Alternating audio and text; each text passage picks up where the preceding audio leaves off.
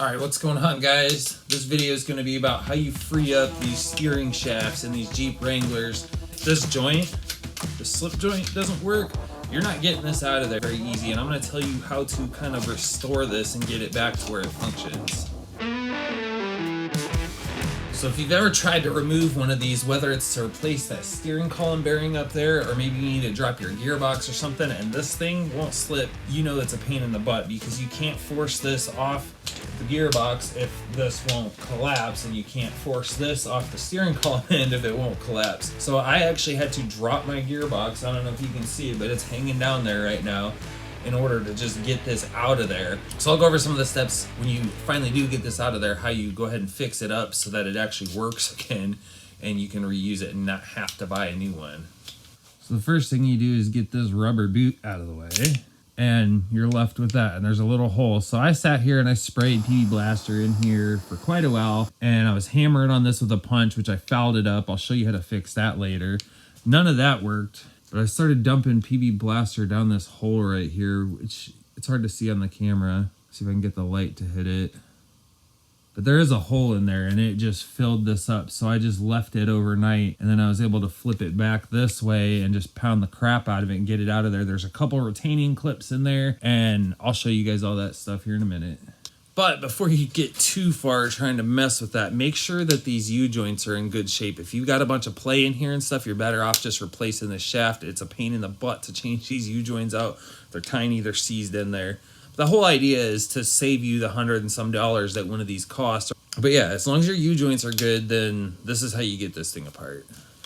So hopefully you have a vise for this, because it's going to make it a lot easier. Go ahead and make sure that you don't squeeze too hard. The smaller end is solid, the bigger end is hollow. So put the solid in there, preferably up here where it never is going to be slipping in there. And from that point, I just took whatever punch and chisel and I just started hammering away at it. If it messes up this metal a little bit, you can always kind of grind it back smooth and file the inside out so that it all slips back together fine. Eventually, it should free up. It took me almost 24 hours. So I tried wailing on this thing right away. It wasn't budging, and I left it overnight. And then it still was a bear, but I started whacking on it. I made a little reference mark on here. I just scratched it so that I could see if it was moving. And sure enough, it had moved about 1/8 of an inch, and that's when I knew I could just start wailing on it and got it apart. And then from there, it's just a matter of cleaning it all up, putting it back together, lubricate it. So now that I've got this all off of here, I just wiped a bunch of rust and crap off. I'm going to clean it up with a wire wheel, and if I can get this to move in and out easily, then I'll just leave it. If not, then I'm going to pull this all the way off of there so that it will easily move in and out. So here's what it looks like, nice and cleaned up, and we kind of took the paint off, so we're gonna like line this with grease when we put it back together so that it doesn't rust again. And really the only things in here, there was a clip that went right there. It doesn't even clip to anything, it's almost just like a little spring to keep it from falling apart. And then there's a smaller one that goes right there. So I'm gonna try to clean out the other end of this, and we'll grease it up and put it back together.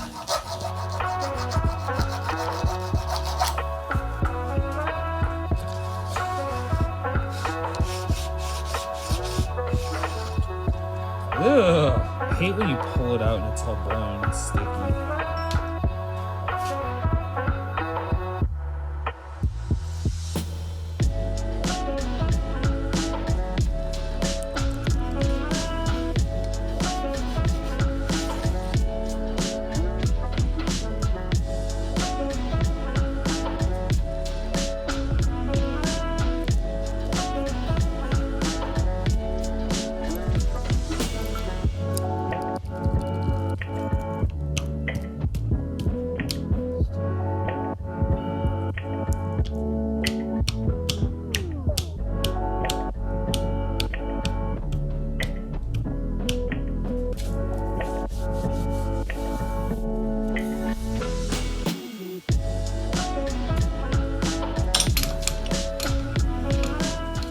You saw I fouled out the end of this by hammering on it, but I was able to just smooth it off with the grinder and then take a file on the inside and fix it. And got all the rust off that I could and packed it full of grease. And now my U-joints, while they look like crap, it's because they're just covered in grease and PB Buster. They're actually really solid. They're free in both directions. There's no wiggle. So we're gonna put this one back on and send it. So this is the bearing I used, and honestly, I'm not going through this whole thing. It's super easy to change. The only hard part of this whole thing is getting the steering shaft off if it's seized up like mine was, which it's fixed now.